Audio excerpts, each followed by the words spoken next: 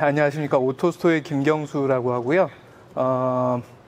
오토스토는 이제 SCM 페어에 참여한 지 이제 3회가 됐는데, 이제 간략하게 말씀드리면 오토스토는 이제 그 자동 창고를 만드는 자동 창고 시스템을 만드는 노르웨이 회사라고 생각하시면 됩니다. 그래서 그 오토스토 코리아 같은 경우에는 지사를 오픈한 지 이제 3년 차가 됐고요.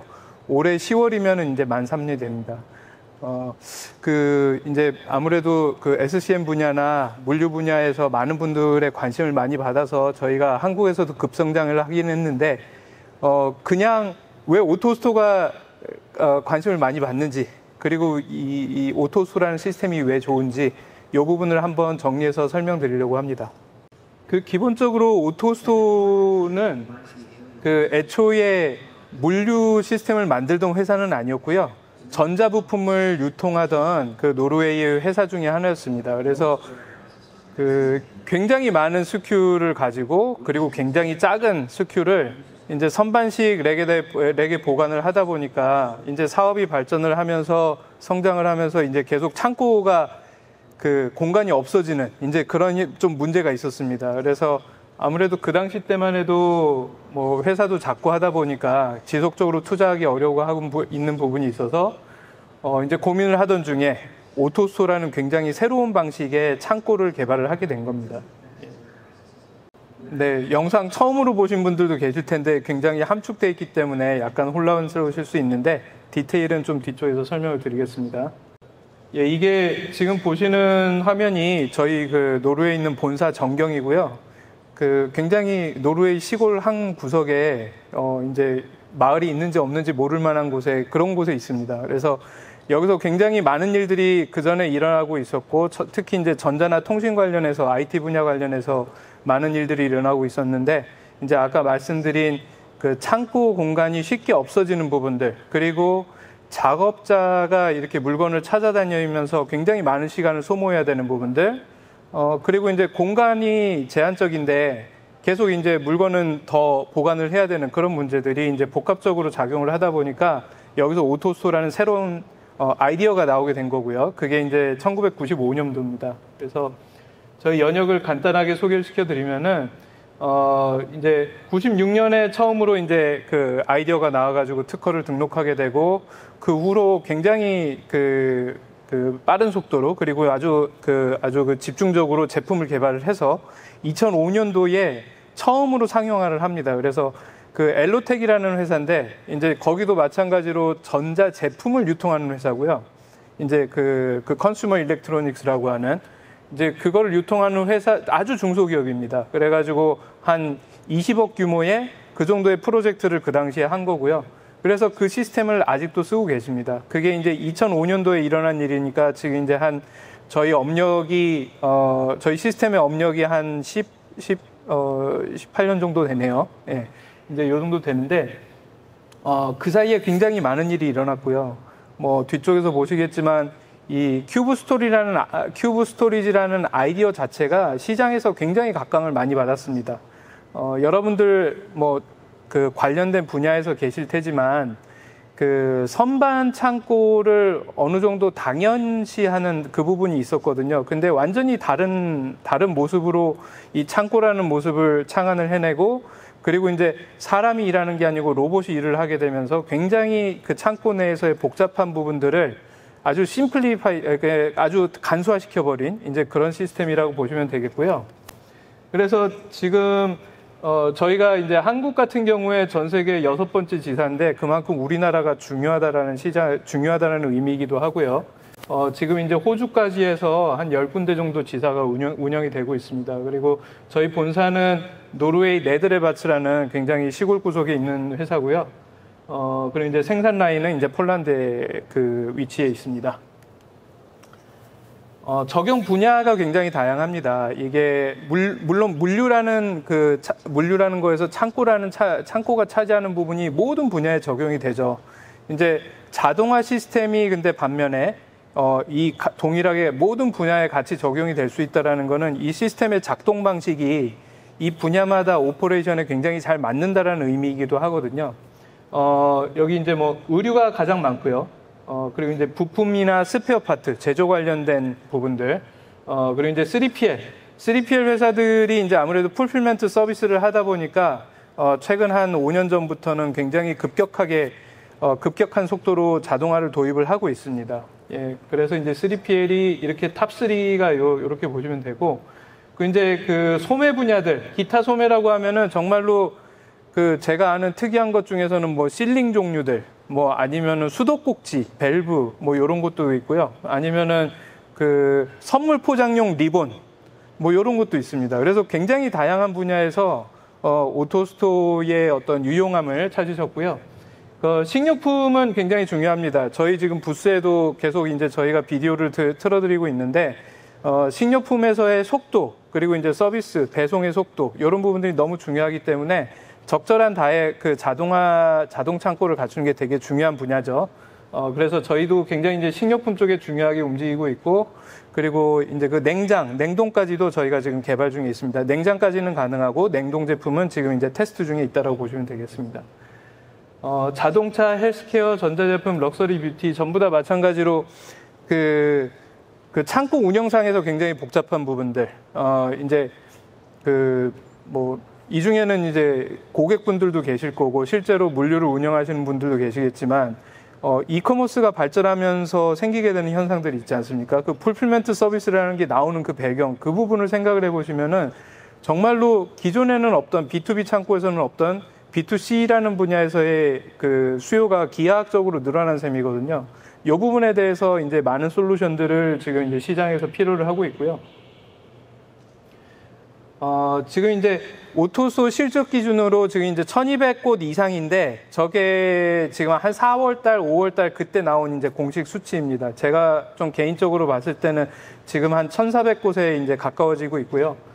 굉장히 빠른 속도로 전 세계로 확산이 되고 있고, 지금 보시듯이 이렇게 진한 색상일수록 오토스토어가 많은 국가들입니다.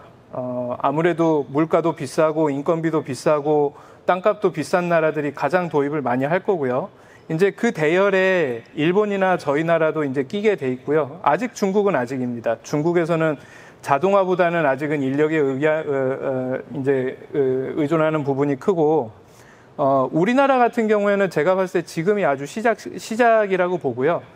많은 분들이 이제 오토스토어에 관심을 가지고 저희한테 오시지만, 이제 대화를 하다 보면 아이템 넘버 운영도 안 하시는 곳들도 굉장히 많으세요. 근데 이분들이 어떤 분들이냐 하면은 그 스마트 스토어에서 물건 팔면서 매출 2, 30억 하시는 분들, 이런 분들도 있습니다. 그래서 자동화라는 분야가 이 큰 업체한테만 이제 적용되는 것이 아니라, 진짜 애초에 이커머스에 계시는 분들한테는 정말 처음부터 이게 굉장히 도입이 필요한 그런 특징이 있습니다.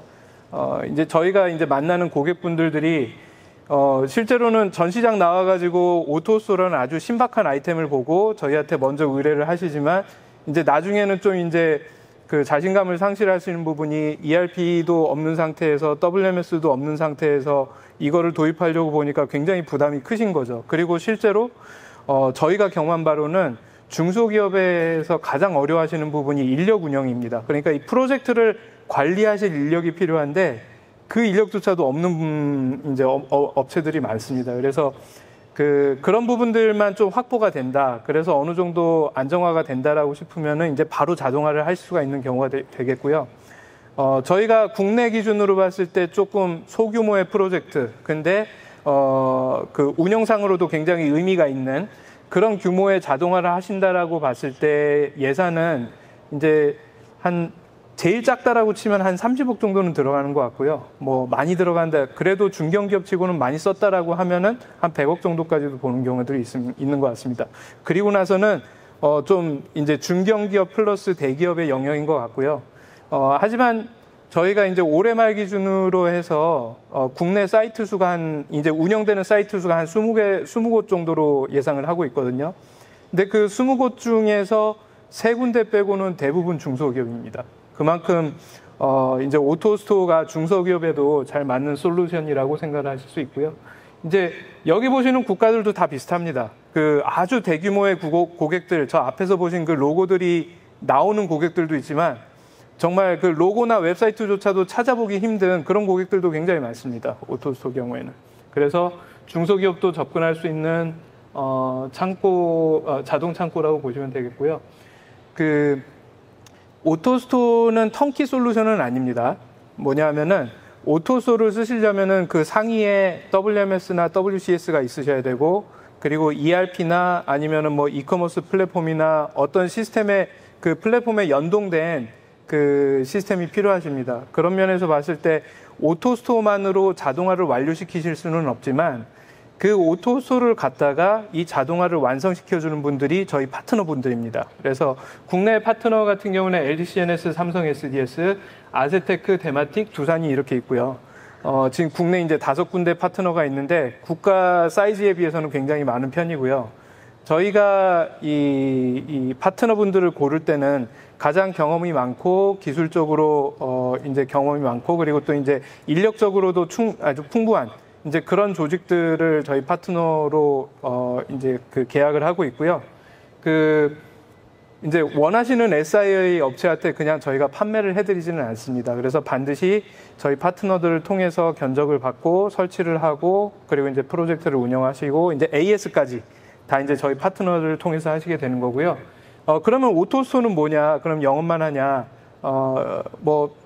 단순하게 답변 드리면 그런데, 이제 오토스토어가 실제로는 저희도 이제 설계를 합니다. 어떻게 설계를 하냐면은 대부분 고객들이 저희한테 오시면은 한번 오토스토어라는 게 이게 우리한테도 맞을 수 있을 것 같은데 얼마나 들까? 그거를 꼭 재고 싶어 하세요. 이제 그런 경우에 저희가 그 고객한테 데이터를 받아서 그 데이터를 기반으로 설계를 해서 오토스토어만 설계를 해서 요 정도 사이즈의 요 정도 로봇 수의 포트 수가 요 정도 될 것 같고 금액은 요 정도 될 것 같습니다. 라고 이제 예상 견적을 드립니다. 그래서 그 부분까지 보시고 나서 이 정도 예산이면 우리도 할 수 있겠다. 해보자라고 하시면은 이제 저희 파트너 쪽에 이제 선택하시는 파트너 쪽에 저희가 연결을 해드립니다. 이렇게 해서 이제 실제 프로젝트가 구현이 되고, 이제 저희 이제 그동안의 프로젝트 경험상으로 봤을 때는 빠르면은 6개월, 이제 오래 걸리면 1년 정도 이제 그 의사결정 과정이 그 정도 걸리고요. 그리고 이제 프로젝트 실행 자체는 대부분 중소기업들은 3개월 안에 끝납니다. 이제 제품이 이제 아무래도 폴란드에서 오다 보니까 좀 배를 2달 동안 타고 온다는 단점이 있는데, 이제 한국에 도착하고 나면은 한 3개월 안에는 모든 게 끝난다라고 보시면 될 것 같고요. 대부분 중소기업들이. 대기업 프로젝트 같은 경우에도 지금 이제 진행되고 있는 건들이 이제 있기는 한데 3개월 안에는 설치까지는 다 끝나고 아마 이제 IT 쪽이나 WMS 쪽 최적화 부분들, 이제 그런 부분들이 상당 기간을 더 잡아먹는 이제 그런 형태로 진행이 되게 되고요.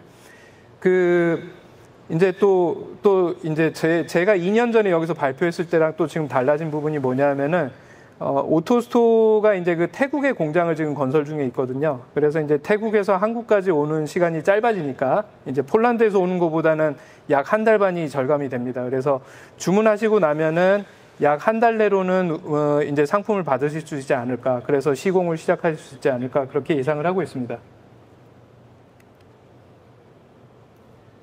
네, 요거는 로봇 투수가 5만 5천 대인데 이게 이제 그 올해 4월 수치 아니겠습니까? 이제 4월 수치인데 그 자동화에 관심을 갖기 시작하시면은 이제 저희 거 말고도 다른 시스템들이 많이 보이실 겁니다. 뭐 미니로드도 있을 거고 AMR도 있을 거고 뭐 AGV들 있을 거고 뭐 키바 타입 아마존이 쓴다라는 이제 그런 것들이 많이 보이실 텐데 제가 정말로 강력하게 이 자리를 빌려서 그 권해드리고 싶은 부분은 실적이 굉장히 중요하다. 왜냐하면은 그 컨셉은 정말 좋은 컨셉들 많습니다. 그리고 컨셉대로만 된다라고 하면은 완벽하겠죠. 근데 모든 기계든 모든 소프트웨어든 하드웨어든 그 만들어서 트러블 슈팅하는 과정들, 그리고 실제 실행을 했을 때 컨셉대로 안 되는 부분들, 이런 부분에서 굉장히 이제 그 낙담들을 많이 하시거든요. 특히 이제 이거를 강력하게 추진하신 그 담당자분들 입장에서는 예산도 맞고 컨셉도 좋고 해서 되게 프레젠테이션 잘해서 승인을 딱 받아서 했는데 막상 결과는 내가 경영진한테 약속한 게 안 나온다. 이러면 굉장히 문제가 크거든요. 그래서 이제 실적이 중요하다라는 거고, 그 하드웨어를 설계는 잘했는데 잘 못 만드는 부분들, 아니면은 설계에서부터 틀린 부분들, 아니면은 소프트웨어 디버깅 하는데 원인을 모르는 부분들, 아니면은 이거는 지적재산권이라서 여기는 오픈을 해줄 수 없다. 이제 이런 부분들 굉장히 많습니다. 그 사소한 문제들도 굉장히 많은데, 그리고 오토스토어 프로젝트를 하신다라고 해도 오토스토어 외에 최소한 WCS, WMS는 들어가거든요. 그리고 거기에 더 붙는다라고 하면은 컨베이어 붙고, 소터 붙고, 뭐 포장기계 붙고 등등 굉장히 많은 시스템들이 그냥 오토스토어 하나 도입하는데도 굉장히 많은 것들이 따라올 수가 있습니다. 그러면은 문제의 요소는 전부 다 그 하나하나 시스템에서 다 발생할 수가 있거든요. 그래서 그 항상 첫 자동화를 고르실 때는 굉장히 안정적이고 트랙 레코드가 좋고, 그리고 이제 검증이 된 시스템을 고르실 거를 제가 좀 길게 설명을 드렸습니다. 그 시스템 구성 및 작동 방식. 저희 부스 와서 보시면은 아시겠지만, 오토스토어는 선반렉이 아닙니다. 선반렉이 아니고 그냥 빈이라는 플라스틱 통을 바닥에서부터 수직으로 적재를 해서, 뭐 이제 그 14단, 16단, 22단, 요렇게 세 가지로 가능하고요. 이제 그 이하도 가능은 합니다. 그래서 실제 설치 높이는 한 7.5m에서 8m 정도 최대로 그렇게 나올 수가 있고, 실제로 굉장히 낮게도 쓰실 수가 있습니다. 그래서 저희 같은 경우에도 저희 그 사무실 층고가 2.7m인데 거기에 실제 시스템이 돌아가고 있고요. 그래서 뭐 어느 정도 공간이 있다. 그리고 그리고 층고가 낮지 않다라고 하시면은 오토스토어는 다 설치할 수 있다라고 보시면 될 것 같습니다. 그래서 그 그리드라는 구조물은 그 빙이라는 플라스틱송이 쌓여 있는 사이에 로봇들이 다닐 수 있게 이제 어떤 그 위에 트랙을 위해서 있는 구조물이라고 보시면 되겠고요. 그리고 이제 빈이 쌓이거나 이제 입출고되는 과정에서 약간의 이제 가이드 역할을 한다. 요 정도로 보시면 되겠습니다. 근데 그리드라는 알루미늄 구조물에서의 핵심은 저 형태 때문에, 조립식이라는 형태 때문에, 그리고 셀 단위로, 그러니까 지금 제가 말씀드리는 셀은 저기 이제 로봇가 한 칸 차지하고 있는 거, 그 셀 단위로 이 그리드의 모양이 결정될 수가 있습니다. 그 얘기는 공간이 동그랗든 세모나든 네모나든 뭐 다 쓸 수도 있다라는 거고요. 버리는 공간이 없다라는 거고요. 그리고 기둥이 중간에 있더라도 기둥도 둘러쌀 수 있고, 중간에 방화벽이 있더라도 방화벽도 피해서 갈 수가 있고, 그리고 이제 방화벽을 통과하는 디자인도 가능하고, 이제 그런 모양에서 굉장히 버리는 공간 없이 다 쓰실 수 있다라는 굉장히 장점을 주는 게 이 그리드라는 겁니다. 그래서 이 그리드 위를 이 로봇들이 돌아다니게 되고요. 로봇들은 기존에 이제 보셨던 뭐 미니로드나 셔틀이나 다르게 모든 로봇들이 모든 빈을 집을 수가 있습니다. 그러니까 모든 스큐에 모든 로봇들이 접근을 할 수 있다라는 거고, 로봇가 뭐 예를 들어서 10마리가 돌아가다가 뭐 5마리가 죽었다라고 해도 이 시스템은 끊기지 않고 계속 운영될 수가 있습니다. 그러니까 망가진 로봇들만 밖으로 빼주고 길에서 비키게만 해주면은 나머지 로봇들이 더 느리기는 하지만 작업을 지속할 수 있다라는 얘기고요. 밑에 이제 또 포트가 굉장히 중요합니다. 결국에는 이 포트라는 저 밑에 그 4번입니다. 저 포트에 작업자분들이 서서 물건을 피킹하는 거거든요.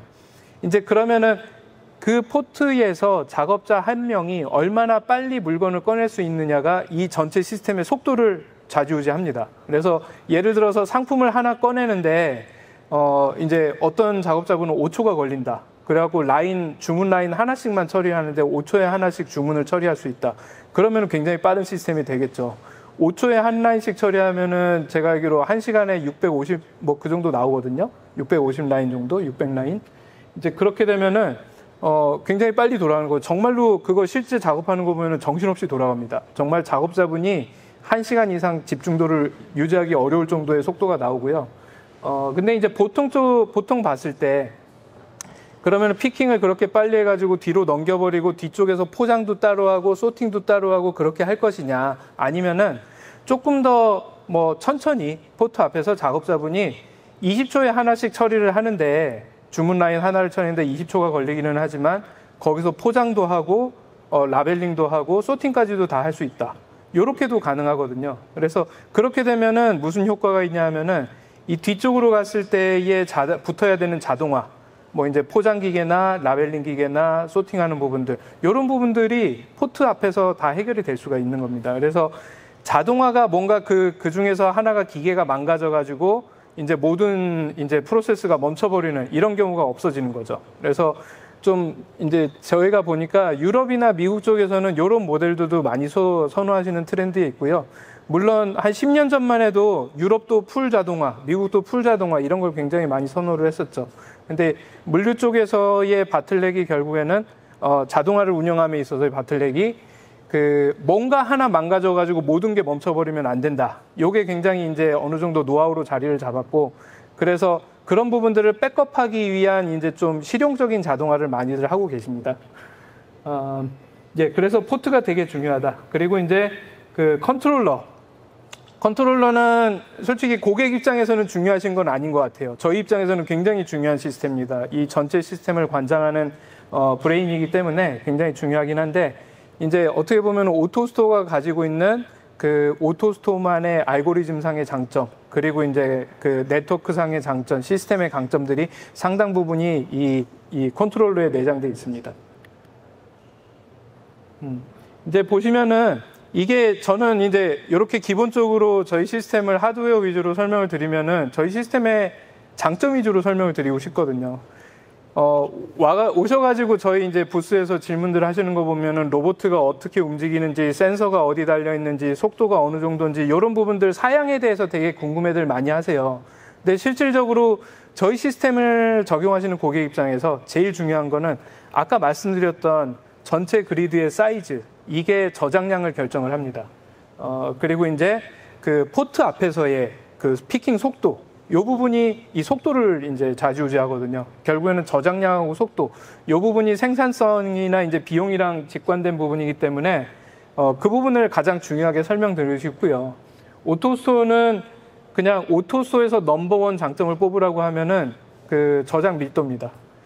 저희가 4배라고 하지만 제가 봤을 때는 그 뭐 미니로드에 비해서 못해도 3배. 그리고 이제 뭐 그 AGV나 AMR 종류에 비해서는 6배, 7개까지도 공간 효율이 나옵니다. 그만큼 그 물류 부동산에 대한 비용 부담을 줄일 수가 있는 거고요.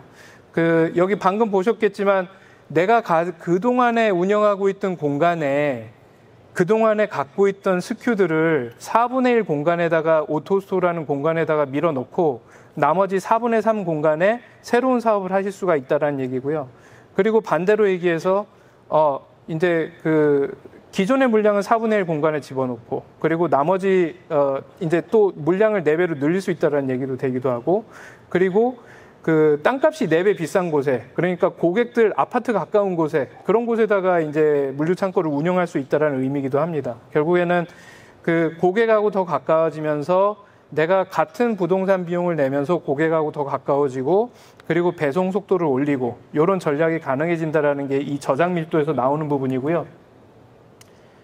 그 비효율적인 작업의 로보타, 이게 결국에는 자동화의 모든 특성이기는 하지만 오토스토어에서 이제 굉장히 강조드리는 부분이 이 부분인 게, 그 비용적으로 봤을 때 뭐 예를 들어서 미니로드나 셔틀이나 이런 부분들도 보시면은 이렇게 아일 형태로 이렇게 줄로 돼 있지 않습니까? 그래서 사람이 들어가던 공간에 기계가 이제 대체해서 왔다 갔다 하는 그 형태가 되는데, 거기에서의 바틀렉이 아까 말씀드렸던 그 기계 하나가 고장나면 그 줄에 있는 상품들은 전부 다 못 꺼내는 그 현상, 이제 그 부분이 있거든요. 이제 거기서 또 발생하는 이제 자동화에 따라오는 이제 어떤 복잡성인 거죠. 그리고 문제들이 될 수가 있는 거고, 이런 부분들이 해소가 된다라는 부분이 있고요. 그래서 오토스토어는 모든 로봇이 모든 빈을 꺼낼 수 있다라는 장점이 있고, 그 작업자의 어떤 작업 형태를 보실 때, 이제 작업자분들이 물론 굉장히 열심히 일하시죠. 특히 우리나라 작업자분들은 굉장히 아웃풋이 높으세요. 그래서 대부분 국내 창고는 매뉴얼 창고도 효율이 굉장히 높으신 편인데, 어쨌든 간에 모든 작업자분들이 이제 그 소모하시는 시간의 대부분은 이동 시간입니다. 이동 시간이고 상품을 검색하는 부분이거든요. 근데 이제 자동화를 하면은 그런 부분들이 이제 자동으로 되니까 거기서 이제 절감되는 시간이나 업무 효율이 굉장히 높고요. 그리고 피크 시즌들 다들 해보셨을 테니까 정말 뭐 적은 데서는 2배지만 많은 데서는 10배도 넘는 물량을 단 며칠 만에 쳐내야 되기 때문에 결국에는 이제 알바 인력을 고용을 하셔야 되는데 기존의 숙련자분들이 알바분들 가르치시다가 더 이제 효율이 떨어지게 되는 이런 악순환이 있습니다. 특히 이제 그 인력을 구하기 어려운 부분들, 그런 지역에 계시는 창고 같은 경우에는 주변에 쿠팡 창고 하나 생겨버리면은 이제 인력을 못 구하게 되는 이제 그런 문제들 많이들 호소들 하시고요. 그런 부분에서의 이제 자동화의 역할이 있고, 이제 자동화의 역할이긴 하지만 보다 좋은 자동화를 하는 방법이 오토스토어로 하는 방법이다. 왜냐, 이거 외에도 많은 이점들이 있으니까. 오토스토어를 하시면은 이제 오토스토어를 보시면서 제일 많이 물어보시는 부분이, 저 밑에 저 빈이 이렇게 쫙 쌓여있으면 밑에 있는 거를 꺼내는데 굉장히 오래 걸릴 것 같다. 그런 경우에는 이거는 어떻게 되는 거냐. 이제 그 부분을 많이들 물어보세요. 정말 관찰을 잘 하시고, 빨리 시스템을 이해를 하시고 물어보신 내용이고요. 그래서 좋은 질문이라고 보는데, 오토스토어 같은 경우에는, 시스템의 운영 방식이 이렇습니다. 어디에 있던 간에 한 번 꺼낸 비는, 그래서 포트에서 출고를 한 비는 되돌려 놓을 때는 어디다 되돌려 놓냐면은 이 쌓여있는 것 중에서 최상단, 어딘가에다가 놓습니다. 그러니까 만약에 이제 인기 있는 상품이 있어가지고 한 시간에 막 4-5번씩 불려 나오는 상품이 있다. 그런 상품은 거의 최상단에 계속 남는다라고 보시면 되고요. 그리고 인기 없는 제품들, 뭐 1년에 한 번 나올까 말까 하는 제품들만이 이제 우려하시는 대로 바닥에서 올라올 가능성이 큰데, 그런 상품들마저도 실제 걸리는 시간은 5분 미만입니다. 그러니까 저희 시스템에 태스크를 입력하고 나서 5분 미만에 출고를 하실 수 있는 거거든요. 그래서 굉장히 빠른 속도로 작업을 한다는 거고요. 인기 위주 상품 배치에서의 또 장점이 뭐냐면은 매뉴얼 렉을 운영해 보신 분들 중에서 이제 많이 물어보시는 게 선입 선출 혹은 뭐 이제 계절에서의 수큐 변동, 이런 부분들 때문에 셔플링 하는 부분들, 재배치하는 부분들, 이런 부분들 많이 물어보세요. 근데 이제 오토스토어에서는 그런 걱정을 안 하셔도 됩니다. 물론 다른 자동화 시스템에서도 별도의 알고리즘을 운영을 해가지고 재배치를 하기는 하는데, 오토스토어 같은 경우는 그 과정이 굉장히 자연스럽습니다. 그래서 날 잡아가지고 스큐의 위치를 바꿔주는 게 아니고요. 그냥 날씨가 변하면은 이제 티셔츠 입던 분들이 이제 스웨터를 찾게 되는 거고, 그리고 티셔츠가 점점 밑으로 내려가고 스웨터가 위로 올라오게 되고, 그리고 뭐 차가운 음료수가 밑에 있던 건들이 점점 위로 올라오게 되고, 이제 이런 식으로 굉장히 자연스럽게 바뀌기 때문에 별도의 시간이나 노력을 들이지 않아도 된다라는 장점이 있고요. 여기에 추가되는 기능이 사전 준비입니다. 작업자분들이 작업을 하시기 전에 이제 저희가 권해드리는 시스템 연동 방식이 이제 대부분 자동화가 그렇기는 합니다. 이제 주문이 마감이 되고 나면은 그거를 시스템에 미리 입력을 해줘서 미리 연동을 시켜줘가지고 시스템에서 이거를 준비를 할 수 있게 해주는 거죠. 그래서 뭐 5분이 됐든 간에 10분이 됐든 간에 아까 제가 말씀드렸을 때 아무리 긴급하게 집어넣은 오더라도 태스크라도 5분 안에 출고된다라고 말씀드렸잖아요. 그러면 이제 5분을 가정을 하고 그게 5분이라고 생각을 하고 5분만 이제 남겨놓고 시스템에 태스크를 입력을 해주면은 이 오토스토어에서는 미리 이거를 다 준비를 해서 작업자 앞에 갖다 놓는다라는 거죠. 그리고 작업자 앞에 갖다 놓는 게 순서대로 갖다 놓는 것뿐만이 아니고 그 뒤에 있는 작업 물량까지도 다 상단으로 옮겨 놓는다라는 겁니다.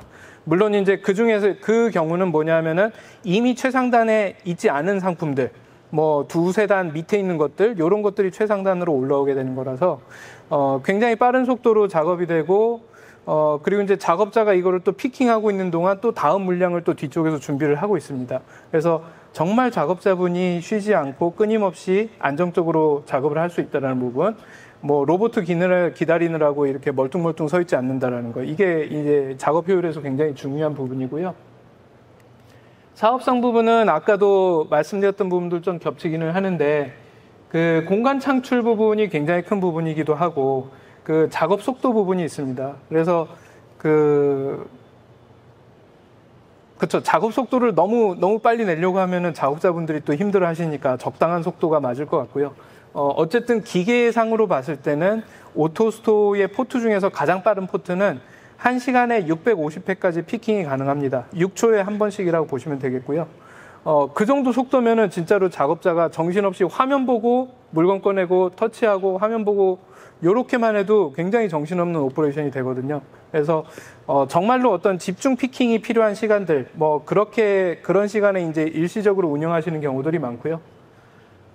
이제 정확한 작동, 그리고 24시간 가동, 이제 뭐 이런 것들이 있고, 정확한 작동이 요게 또 뭐냐면은 자동화라고 하면은 다들 당연하게 내가 A라는 작업을 줬으면은 이 기계는 A라는 작업을 할 거야 라고 생각들을 하시잖아요. 그게 꼭 당연하진 않습니다. 그게 다양한 자동화가 있지만 그 자동화들이 고객이 원하는 대로 움직이는 데까지는 약간의 이제 그 디버깅이나 그리고 트러블 슈팅 과정이 필요하고 또 최적화하는 과정이 필요한데, 오토스토어는 지금 보시는 제가 아까 말씀드렸던 그 구성, 그 제품들이 전부 다 표준 제품들입니다. 저기서 어느 특정 사이트에 대해서 커스터마이즈가 되는 거는 부품 단위로는 절대 없고요. 그냥 모양만 좀 달라진다라는 거, 로봇 수가 달라진다라는 거, 포트 수가 달라진다라는 거, 그리고 나머지는 전부 다 조립식입니다. 그렇기 때문에 그 어떤 프로젝트를 진행하면서의 변수, 그리고 이 시스템을 시뮬레이션 하는 부분들, 이제 설계하면서 생기는 변수들이 있고, 그리고 이제 시뮬레이션 하면서 생기는 이제 변수들이 결국에는 시뮬레이션이 정확하지 않으니까 틀리는 거거든요. 이런 부분들이 오토스토어에서는 굉장히 해소돼 있다. 그리고 작동도 굉장히 정확하다라고 보시면 되겠습니다. 생산성 부분은 아까 말씀드렸으니까 넘어가겠습니다. 저장 밀도도 설명을 드렸고, 지금 보시는 것처럼 저 렉에 쌓여있던 것들이 저렇게 굉장히 이제 함축된 공간으로 들어갈 수 있다는 거죠. 근데 여기서의 단점은 그겁니다. 그 오토스토어를 보시면 저희 뭐 자동차 배터리 막 이런 거 요청하신 분들도 있고, 그 2차 전지 막 그 배터리 팩 이런 것도 많이들 물어보시고, 특히 자동차 쪽에서 그러고 보니까 많이 그런 질문들 하셨는데, 오토스토어 비난에 안 들어가면은 오토스토어는 못 씁니다. 그거는 조금 이제 오토스토어의 단점이라고 보실 수가 있고요. 그리고 어떤 공간도 활용 가능하다. 지금 이제 저희 이제 동영상에서 나오는 이 부분이 지금 보시면은 저쪽에 터널이 있습니다. 터널도 있고, 이쪽에 이렇게 그 다리 형태로 브릿지도 있고, 그리고 저 위쪽에 보셨는지 모르겠는데 저기 위쪽에 포트가 있는 것도 있고요. 지금 보시면은 여기는 밑에가 떠 있죠. 그리고 또 이쪽에 보시면은 이렇게 메자닌층에 포트가 설치가 되거든요. 그래서 포트의 설치가 바닥층에도 가능하고 위층에도 가능하고, 굉장히 어떤 작업이나 그 플로우 구성이 굉장히 자유롭다. 그리고 저렇게 피킹 터널을 구성하시면은 로봇들이 또 이동이 짧아지다 보니까 시스템 속도가 올라갑니다. 그러니까 그만큼 이제 로봇에 대한 의존도가 높은 거고요. 그리고 보셨겠지만 중간중간에 기둥들이 있습니다. 그 기둥들마저도 오토스토어는 이렇게 둘러싸면서 설치를 하기 때문에 이제 렉 형태에서 가지셨던 그 이제 한계들, 그런 것들이 많이 극복이 되고, 이제 작업자나 기계들이 돌아다니던 그 통로 하나하나가 전부 다 저장 공간이 된다라고 보시면 되겠습니다. 그리고 크기도 굉장히 다양합니다. 지금 이제 여기에 보시는 저희 이제 실제 저희 고객들이 사용하시고 있는 그 그리드의 모습인데요. 지금 저 왼편 위에 보시는 가장 작은 그 소규모 그리드라고 되어 있는 게, 저게 지금 15평짜리거든요. 이제 저거는 중국에 있는 어느 연구소에서 연구 이제 기자재들 보관용으로 쓰고 계시는 거고요. 높이가 3.9m입니다. 그래서 그냥 일반적인 어떤 좀 넓은 공간에서 쓰고 있다라고 보시면 되겠고요. 그 사용하는 공간이 6m에 9m, 그리고 이제 높이는 4m, 요 정도입니다. 요 안에 쏙 들어가는 시스템인데 실제로 활용을 하고 계시고요. 이제 요 중규모 그리드라고 돼 있는 것부터는 실제로 창고용으로 쓰시는 겁니다. 이 물류센터, 풀필먼트용으로 쓰시는 경우고, 지금 빈이 한 4만 개 가까이 되고 로봇가 한 50대 정도 되는 게 이제 저희가 흔히 얘기하는 중규모 그리드라고 보시면 되겠고, 우리나라에는 요 규모는 아직은 없습니다. 그래서 좀 저는 우리나라 그 자동화 시장을 봤을 때 약간 극과 극이라고 보는 게, 대기업 분들이 있고요. 여기 밑에서 보시는 이 굉장히 커다란 지금 4,000평에 가까운 요런 것들 우리나라에 있습니다. 근데 지금 이제 보시는 저 4만 빈짜리 한 400평 정도 되는 저런 시스템은 거의 없습니다, 지금. 중견기업은 나름 좀 이렇게 좀 이미 어느 정도 갖고 계시는 솔루션이 있으신 것 같고요. 뭐 수동으로 운영을 하던 아니면은 매장에다가 재고를 저장을 하던 아니면은 외주를 줘가지고 운영을 하던 그런 어떤 그 시간이 좀 투여가 돼가지고 해결책을 찾으신 경우가 있고, 근데 중소기업들은 굉장히 지금 아무런 해결책이 없으신 상황입니다. 그러다 보니까 저희한테 많이 문의하시는 경우가 있고요. 그래서 오토스토어는 정말로 이렇게 다양한 크기로 가능하다라는 거고, 지금 보시는 이 사이즈들이 한 번에 설치될 필요가 없습니다. 이게 또 굉장히 큰 장점인데, 지금 만약에 저 소규모 그리드를 지금 15평짜리를 먼저 도입을 해서 그래 일단은 작게 도입을 해서 우리가 어떻게 운영을 하는지 실험을 해보고 싶어 나는.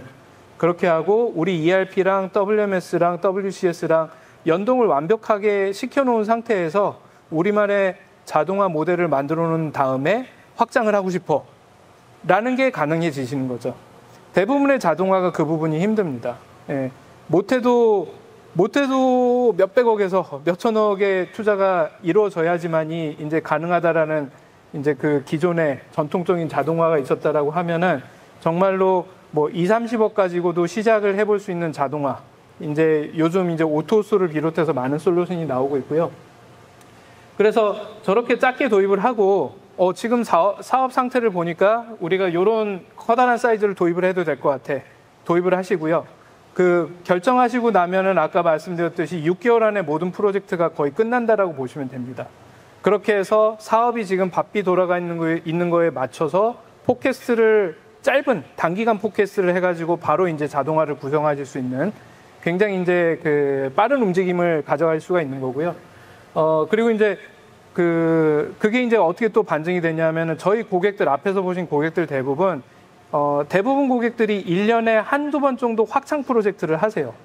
그래서 지금 이 시스템을 도입을 해놨는데 그리드 사이즈는 어느 정도 맞는 것 같은데 속도는 조금 더 올라왔으면 좋겠습니다. 그러면은 로봇만 사서 투입을 하시면 되고요. 그리고 이제 지금 이제 로봇도 다 괜찮은 것 같은데 좀 포트 쪽에 좀 빨라졌으면 좋겠습니다. 그러면은 포트를 또 따로 설치를 할 수가 있어요. 그리고 우리는 저장량을 늘려야 되겠다라고 하면은 운영 중인 상태에서도 옆에다가 확장 설치를 하실 수가 있습니다. 그래서 운영 중인 창고에서 확장 이제 그 프로젝트도 같이 병행이 가능하다라는 부분이 있습니다. 네, 제가 설명을 좀 미리 드렸는데 지금 보시면은 저 모습이 저희 그 그리드가 설치될 때 바닥의 모습이고요.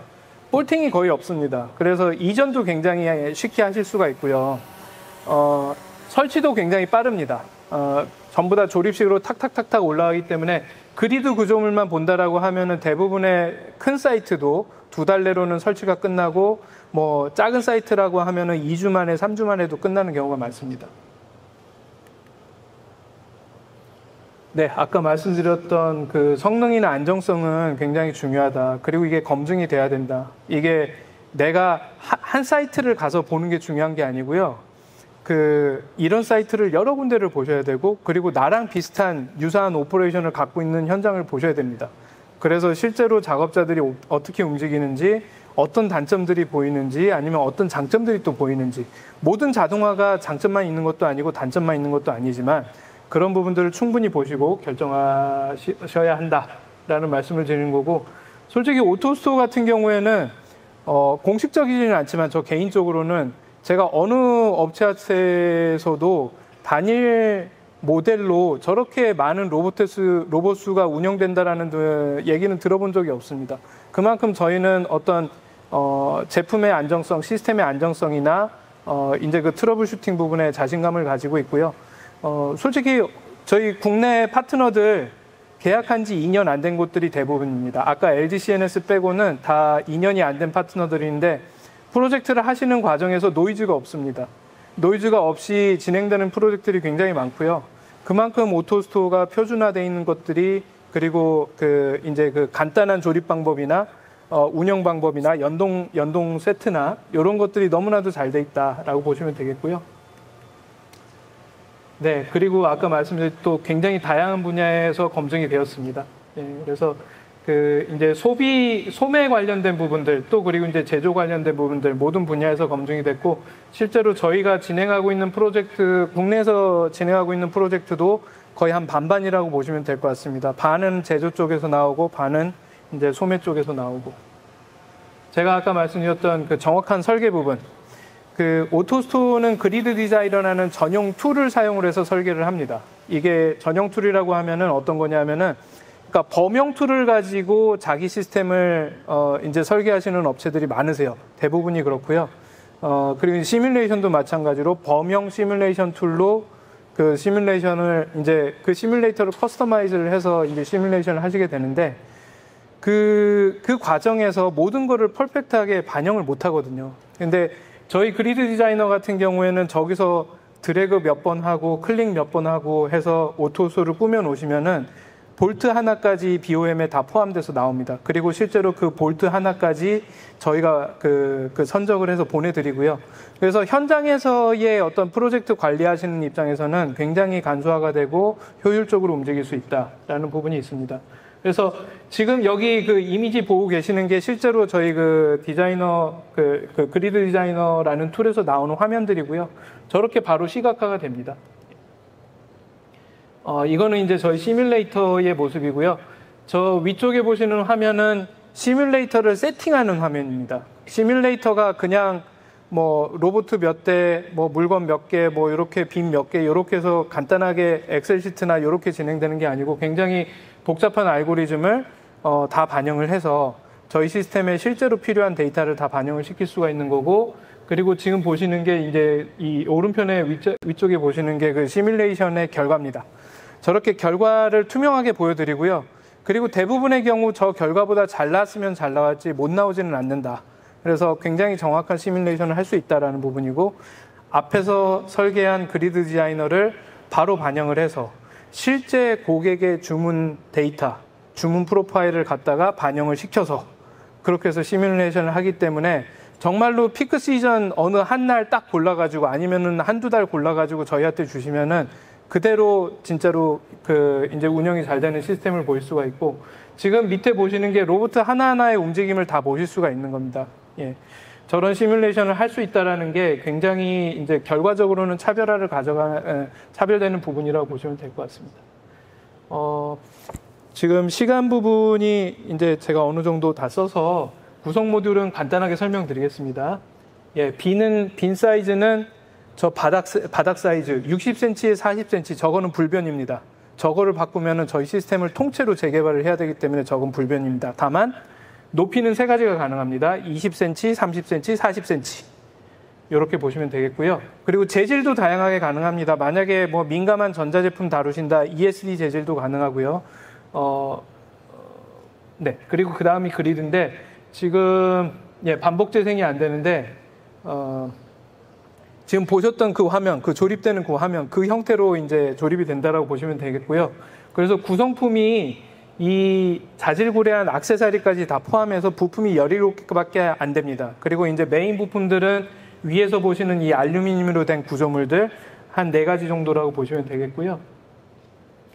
이거는 컨트롤러인데 요렇게 생겼습니다. 작은 렉입니다. 그리고 저 안에 보면은 그 산업용 컴퓨터 들어있고 UPS 들어있고 통신 장비들 들어있고 그렇습니다. 그리고 무엇보다도 중요한 게 오토스토만의 알고리즘이 저기 들어있습니다. 그리고 이제 그 유저 입장에서 제일 중요한 건 이 포트거든요. 로봇도 잘못되면은 추가하면 돼요. 잘못되면은 뭔가 틀렸다, 내가 잘못 봤다 라고 하면 로봇은 추가하면 되는데, 이 포트 부분은 굉장히 잘 보셔야 됩니다. 작업자가 이 앞에서 어떤 움직임으로 어느 속도로 작업을 할 수 있느냐, 이 부분을 충분히 생각을 하셔가지고 나의 오퍼레이션은 이렇게 될 거야, 우리 작업자분은 이렇게 작업을 할 거니까 우리는 이 속도에 맞는 포트를 이 중에서 하나 골라서 적용을 하고, 그리고 이거를 몇 개 적용할 거야, 곱하기 몇 해버리면은, 그러니까 예를 들어서 아까 말씀드렸듯이 시간당 200라인 곱하기 10개 하면은 시간당 2000라인을 뽑아낼 수 있는 시스템이 되는 겁니다. 그리고 그거를 8시간 한다라고 하면은 16,000라인을 뽑아낼 수 있는 시스템이 되는 거예요, 하루에. 이제 요렇게 되게 그 간단하게 곱하기 해가지고 계산되는 부분들이 있고요. 그리고 굉장히 잘 맞아떨어지는 부분들이 있는데, 정말 중요한 거는 이 앞에서 어떻게 작업자가 움직일 거냐, 이 부분은 오토스토가 설계하는 게 아니고요. 물론 저희 파트너도 권장을 해드리지만 결국에 최종의 초이스는 고객분들이 하시는 거라서 이 부분에서 이제 고민을 많이 하셔야 된다는 거고요. 이제 가장 이제 단순하고 기본적인 컨베이어 포트라고 대부분의 경우 입고용으로 쓰십니다. 이 컨베이어 포트는 왜냐? 입고 작업이 출고 작업보다 훨씬 오래 걸리거든요. 몇 분씩 걸리는 경우도 있기 때문에 속도가 전혀 필요 없는 포트를 쓸 수가 있고 그래서 컨베이어 포트를 쓰실 수가 있다. 그 컨베이어 포트마저도 1시간에 200회를 뽑아낼 수 있는 그런 속도가 나오고요. 캐루셀 포트가 전 세계에서 출고용으로는 거의 뭐 한 95%는 캐루셀 포트라고 보시면 되겠습니다. 그 속도가 좀 더 빠릅니다. 그래서 시간당 400회 정도까지 뽑아낼 수가 있고요. 물론 이거는 좀 노하우도 있고 최적화도 거쳐야 되는 부분이기는 하지만 저희가 봤을 때는 아무리 초보 유저라고 해도 300회까지는 뽑아낼 수 있는 그런 포트고요. 릴레이 포트는 또 아까 말씀드렸듯이 시간당 650회를 뽑아낼 수가 있습니다. 그래서 이제 저희가 650회라고 하는 게 650 주문은 아니고요. 작업 라인입니다. 그래서 발주서 하나에도 뭐 작업 라인이, 그러니까 주문 라인이 뭐 1개일 수 있고 10개일 수 있고 그렇지 않습니까?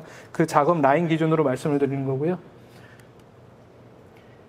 스윙 포트는 약간 이제 특수한 어플리케이션입니다. 뭐냐면은 이제 그 시스템의 몸통, 그러니까 보관 자체는 위층에다 하는데 입출고는 아래층에서 하고 싶다.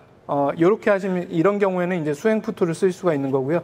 스윙 포트로 통해서 입고가 되든 출고가 되든 이제 오토스토어만의 빈 리프트를 통해서 이제 그 저장이 되고 출고가 되게 됩니다.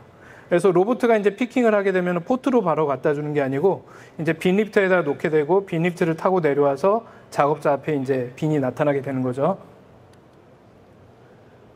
이제 이거는 픽업 포트라고, 이거는 좀 이제 새로운 어플리케이션입니다. 뭐냐면은, 이제 특히 이제 미국이나 유럽 쪽에서 많이 이제 수요가 좀 있는 제품 같고요.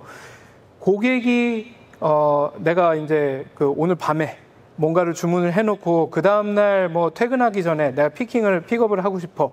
아니면은 직장에서 이거를 주문을 해놓고 내가 퇴근길에 픽업을 하고 싶어.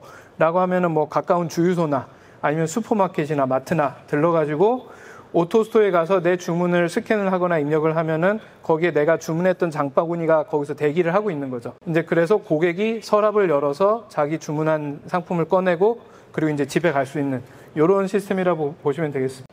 퓨전 포트는 이제 이것도 최신 제품인데 이제 기존에 보셨던 릴레이 포트나 캐루셀 포트에서 속도하고 어떤 작업성, 인체공학적인 부분들을 좀 개선을 했다라고 보시면 되고요. 그리고 이제 저희가 스테이징이라고 부르는 그 출고를 대기시켜주는 그 방법. 그러니까 지금 창고에서 대부분 보시면 출고 대기할 때 주문 완성시켜가지고 별도의 타겟 바스켓에다가 이렇게 따로 이제 보관을 하시잖아요. 그 보관 공간도 오토스를 통해서 절감을 하실 수 있게 된다는 얘기고요. 결국에는 타겟 바스켓이 옆에 나오고 그리고 이제 그 피킹빈, 그러니까 소스빈이 작업자 앞에 나오게 되고 피킹을 해서 타겟빈에다가 주문을 완성시켜 놓고 그리고 그 타겟빈은 다시 오토스토어로 집어넣어놔가지고 그래서 출고 쪽에 트러킹하는 쪽에 이제 그 배차하는 쪽에 이제 그쪽에서 나오던지 아니면은 배차 시간까지 기다렸다가 이제 다른 포트로 나오던지 이렇게 하실 수가 있는 거고요. 여기도 마찬가지로 이제 그 출고 대기하는 공간마저도 오토스를 통해서 절감하실 수 있다는 얘기입니다.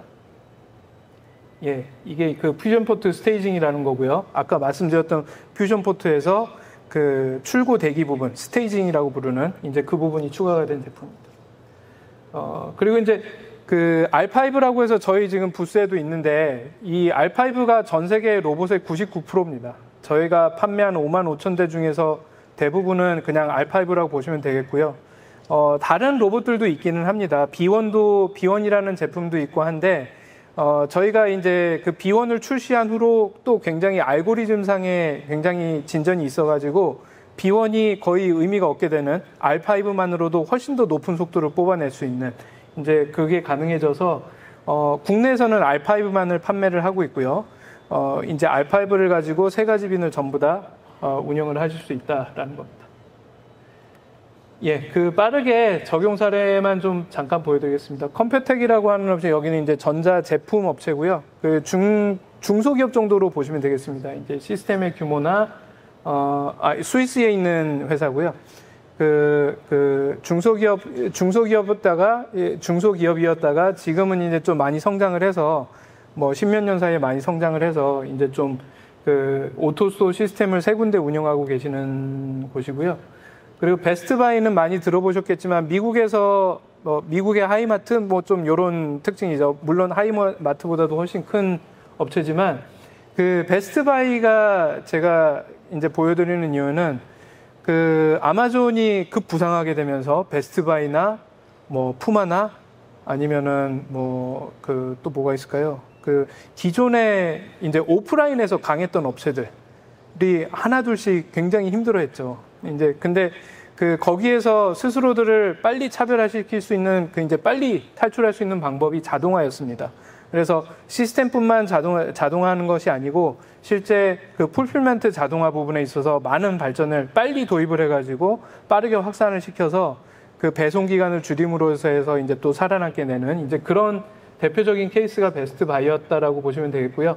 현재 지금 시스템을 8군데에서 운영을 하고 있고 대도시 위주로 이제 DC를 또 3군데 운영을 하고 있고 또 이제 그 FC를 또 몇 군데를 운영을 하고 있습니다. 그리고 또 새로운 프로젝트들을 계속 검토를 하고 있고요.